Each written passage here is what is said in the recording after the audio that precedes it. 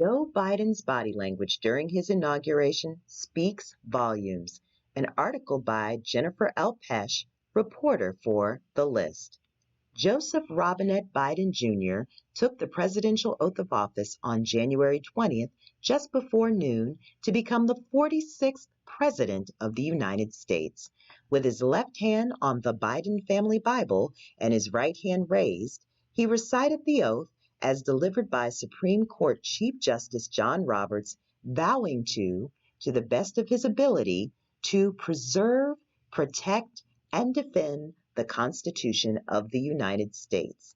Body language expert and psychologist Dr. Renee Carr, who also serves as a political and corporate advisor known as the problem solver, says that Joe Biden spoke throughout the inaugural ceremony with conviction and with an unwavering strength. She said his body language communicated pride. He was very proud and smiled deeply as he heard the first introduction of himself as president. She said she saw a different Biden than the one on the campaign trail. Now, as president, Joe Biden no longer stumbled or searched for words. He was confident and delivered a fittingly confident inaugural address to the nation. During his speech, his voice was loud, and he enunciated with conviction when stating the will of the people and democracy is precious, Dr. Carr told The List.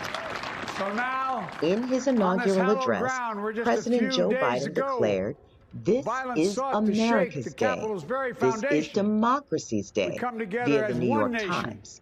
As Dr. Carr notes, Biden made clear, not just through his words, but through his delivery, that he had zero tolerance for further division and any anti-American sentiment as he recalled the violent events of January 6th when the Capitol was attacked.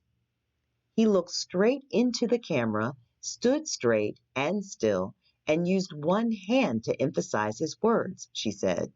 This communicates he is not saying one thing but thinking another, but that he is of a single mind and heart in believing what he is saying.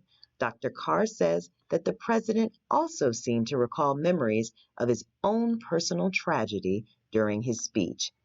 As his first act as president, Biden asked for a national moment of silence for the 400,000 people lost from COVID-19, saying that to heal, we must remember, per USA Today. Dr. Carr tells The List that toward the end, Biden spoke as a wise grandfather, and that when he took his oath, prior to placing his hand on the Bible, the way he and Dr. Jill Biden held hands showed true affection and marital connection, which was exhibited every time the two stood together.